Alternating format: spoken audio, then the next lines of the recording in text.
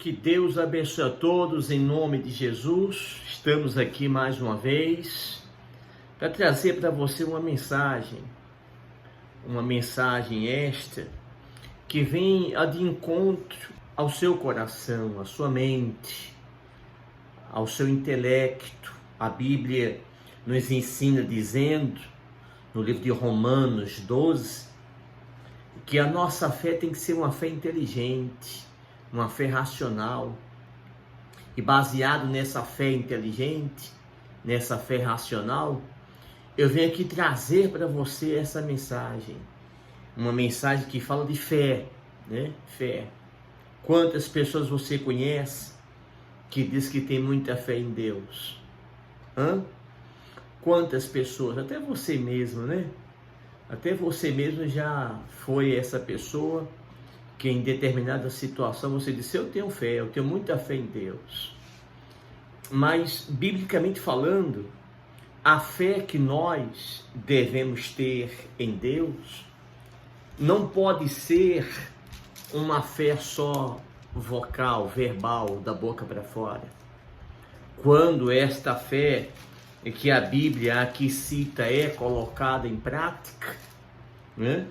Você passa a obter as mesmas vitórias que os heróis do passado obtiveram quando fizeram uso dessa mesma fé. Eu vou aqui mostrar para você um trecho, aqui no livro de Hebreus 11, diz assim, olha o que Hebreus fala. Ora, a fé é a certeza de coisas que se esperam, a convicção de fatos que não se veem. Pois pela fé os antigos obtiveram bom testemunho. Pela fé entendemos que foi o universo formado pela palavra de Deus, de maneira que o visível veio a existir das coisas que não aparecem. Pela fé, Abel ofereceu a Deus mais excelente sacrifício do que Caim, pelo qual obteve bom testemunho de ser justo, tendo a aprovação de Deus quanto às suas ofertas. Por meio dela também, mesmo depois de morto, ainda fala. Olha o que a fé é capaz de fazer, gente. A fé levou Abel a fazer uma oferta diante de Deus melhor do que a oferta de Caim. E o restante da história você conhece. Caim com inveja, porque não foi aceito diante de Deus, movido de uma fúria, de uma ira, na verdade, movido por um demônio, né? Matou o seu irmão Abel. Agora se engana quem pensa que a fé morre, a fé acaba. Não, a fé nunca morre, mesmo depois de morto. O exemplo de Abel ainda hoje fala, como diz aqui o texto, né? Por meio dela também, mesmo depois de morto, ainda fala. A fé, gente, é algo extraordinário, é algo magnífico. Eu não entendo por que você diz que tem fé e você continua com a sua vida destruída, fracassada, arruinada, sendo que a fé serve exatamente para a resolução desses problemas. A fé, como eu li aqui agora, serve para trazer à existência aquilo que não existe. A fé faz com que aquilo que não existe passe a existir. No versículo seguinte diz assim: pela fé, Enoque não foi achado, porque Deus o trasladara, pois antes da sua trasladação obteve testemunho de haver agradado a Deus. Está vendo? Enoque, ele foi trasladado, ele foi levado para Deus. biblicamente falando, existe dois que passou por essa experiência profunda, né? Que foi o profeta Elias e Enoque. Enoque antes e o profeta Elias depois. Foi levado para Deus para não ver a morte. E a Bíblia diz aqui que esse caso, esse fato ocorreu porque foi constatado que ele havia agradado a Deus. Olha o que a fé é capaz de fazer quando você agrada a Deus, né? Lembrando que quando a gente fala agrada a Deus, você tem que entender o seguinte, é que quando você desagrada ao homem, a coisas e a pessoas, inclusive a você mesmo, um dos sinais evidentes de que você está agradando a Deus. Às vezes a pessoa ela pensa que agradar a Deus é agradar o filho.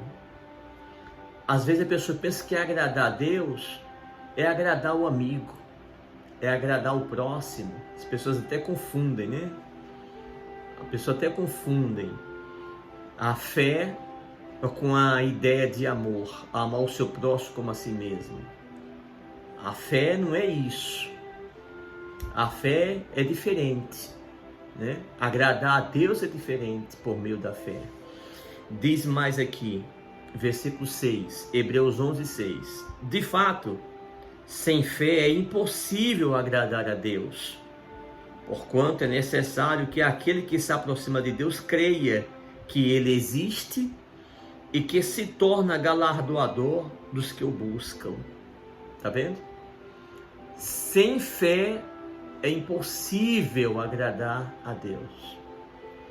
Versículo 7. Pela fé, Noé, divinamente instruído acerca dos acontecimentos que ainda não se viam, sendo temente a Deus, aparelhou uma arca para a salvação da sua casa, pelo qual condenou o mundo e se tornou herdeiro da justiça que vem da fé. Esses exemplos de fé aqui, que nós aqui falamos para você, em Hebreus, só tende a se multiplicar quando você lê a Bíblia, você percebe isso. Aqui, Tiago 2, versículo 14. Olha aí. Meus irmãos, qual é o proveito se alguém disser que tem fé, mas não tiver obras? Acaso pode semelhante fé salvá-lo? Tá vendo? Comecei falando de fé, agora estou explicando para você os detalhes da fé, do uso dela. Dizer que tem é uma coisa e mostrar que tem é outra coisa, né? No versículo 15 diz assim: se um irmão ou uma irmã estiverdes carecidos de roupa e necessitados do alimento cotidiano, e qualquer dentre vós disser, ide em paz, aquecei-vos e fartai-vos, sem, contudo, lhe dar o necessário para o corpo, qual o proveito disso? Assim também a fé, se não tiver obras, por si só, está morta. Se você chega para mim e diz, pastor Ayrton, eu estou aqui precisando de alimento, você pode me ajudar, pastor Ayrton? E eu disser, posso sim. Colocar a mão na sua cabeça, meu Deus abençoe, abre a porta para tal, e eu não der uma cesta básica para você, ou não der, sei lá, um dinheiro para você pagar uma conta, biblicamente falando, essa minha fé, ela é morta. Agora, se eu não puder fazer nada por você, se eu não tiver recursos para fazer o que atende à sua necessidade imediata, eu posso orar sim por você, mas a minha oração será acompanhada com uma mensagem, será acompanhada com uma orientação. Quer dizer, a fé sem obras, ela é morta nesse sentido. Quantos e quantos exemplos nós temos de pessoas que usaram a fé acompanhada com as obras e obtiveram vitórias. Lembra de Raabe? Raabe era uma mulher uma mulher que morava em cima da muralha de Jericó, em cima da muralha. Ela era uma prostituta que servia aos soldados. Ela era aquela mulher que, meu Deus, ela servia como objeto de uso para os soldados. Mas quando ela viu que Josué e Caleb, com todo o exército de Israel, entrou em Jericó, os soldados pediram para ela não denunciar eles. E lhes deu uma fita vermelha, né? Um cordão vermelho, e disse: olha, quando nós voltarmos de termos tomado Jericó, e nós vermos esse cordão vermelho atado na janela, a gente não vai destruir você e sua família por conta desse seu cuidado conosco, e não ter nos denunciado aos soldados inimigos. E assim Raabe fez.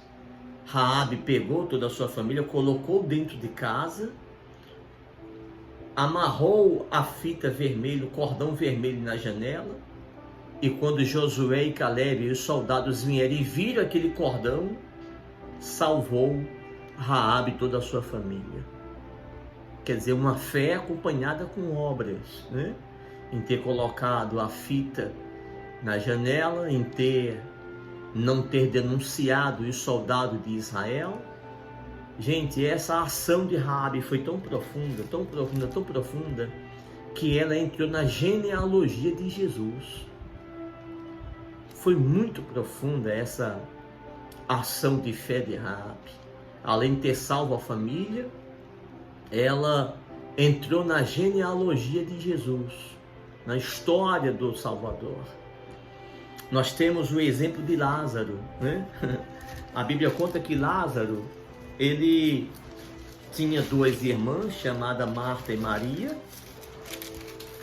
Tinha duas irmãs chamadas Marta e Maria.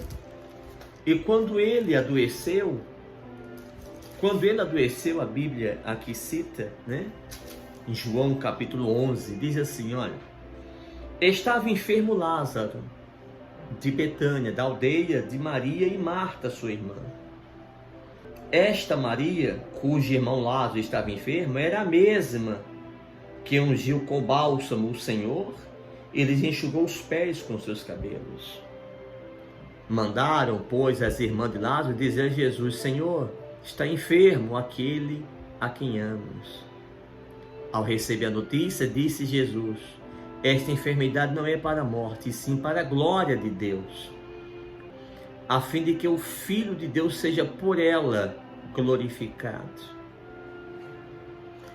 Você vê que quando a Bíblia aqui cita quem era Maria, quem era Lázaro, quem era Marta, o texto bíblico que diz que essa Maria era a mesma que lavou os pés de Jesus com bálsamo e lhes enxugou com os cabelos.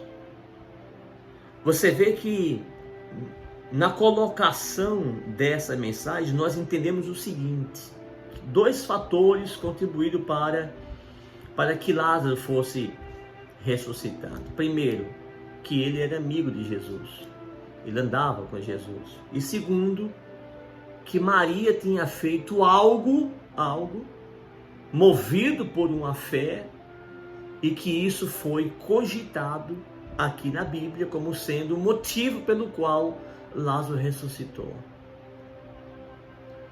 Essa mensagem serve para você que está passando por uma luta e tem um familiar seu doente, enfermo. Você já gastou muito com remédio, já fez de tudo para encontrar a solução desse problema e não encontrou e não achou? Que dinheiro não compra, amigo, amizades não traz. Isso serve para você passar também a fazer o que Maria fez, né? Agrade a Deus, agrade a Jesus, agrade a obra de Deus, faça a obra de Deus, né? E isso também, assim como aconteceu com com Maria, com Lázaro e com Marta, vai acontecer também com você. A Bíblia aqui cita que essa Maria, irmã de esta Maria, irmã de Lázaro, que estava doente, enfermo e que iria morrer, ela mesma, ela tinha feito uma obra antes, obra de fé, claro. Lavou os pés de Jesus com perfume e enxugou com seus cabelos. Faça isso também. Agrade ao Senhor, faça a vontade de Deus, que você vai obter vitórias também. E digo mais, como Jesus disse para Maria e para Marta, esse problema não é para a morte. Esse problema que você está passando aí não é para a morte. É para glorificar o nome do Todo-Poderoso através das suas ações, como nós aqui citamos agora há pouco. As ações de Maria, como nós citamos anteriormente, né? A Raabe, nós citamos anteriormente o próprio Noé, que foi instruído, Abel e muitos outros exemplos de fé que nós temos aqui na Bíblia. Então eu deixo aqui para você essa meditação, essa mensagem, e convido você para fazer uma avaliação de sua fé. Você diz tanto que tem fé, meu amigo, minha amiga, e você ainda não conseguiu entender que o que você está fazendo está te afastando de Deus. Essa mentirinha que você inventa, né? Essa mentirinha que você cria, essa fake news que você espalha, isso não está correto, não está certo. Ao invés de você se aproximar, se agradar a Deus, você está se afastando dele. Porque o pai da mentira é o diabo, é o inimigo de Deus, é o inimigo do nosso Senhor.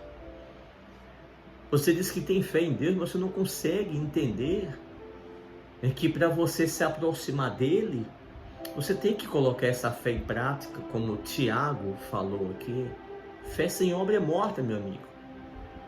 Fé sem obra é morta. Você diz que tem fé em Deus, mas não vai na igreja. Você não contribui com o reino de Deus para a manutenção de sua obra, de sua casa. Você diz que tem fé em Deus, mas você não confia nele quando uma situação que foge do controle surge diante de você. Logo você se exaspera, se desespera.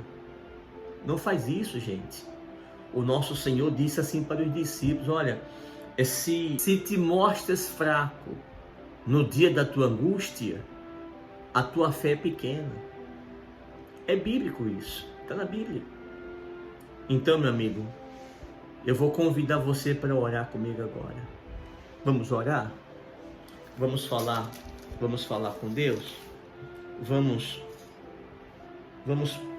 usar a nossa fé, né? Vamos usar a fé. Um segredo assim para você usar a sua fé é você sempre na sua oração evidenciar a palavra de Deus, né? Você sempre evidenciar a palavra de Deus, porque o que está escrito não tem como voltar atrás. O que está escrito vai acontecer.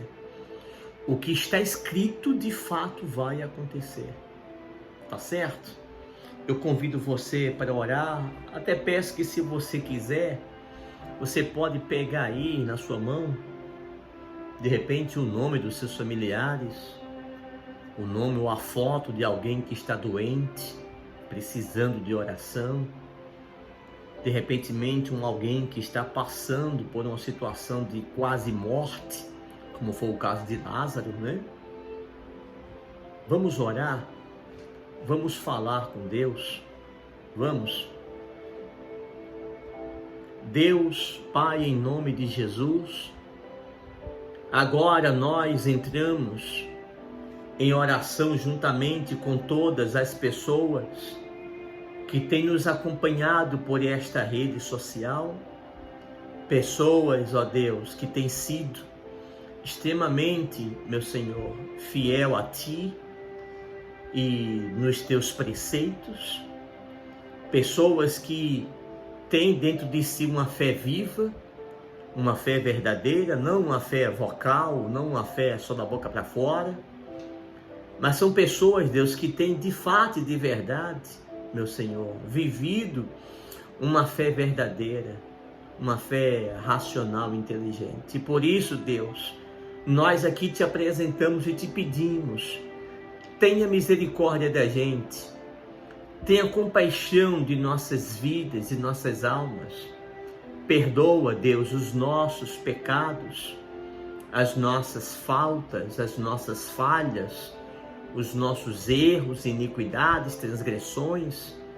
Senhor, nosso Deus, porque o Senhor mesmo em tua palavra diz que sem mim nada podeis fazer. É bem certo isso, Deus.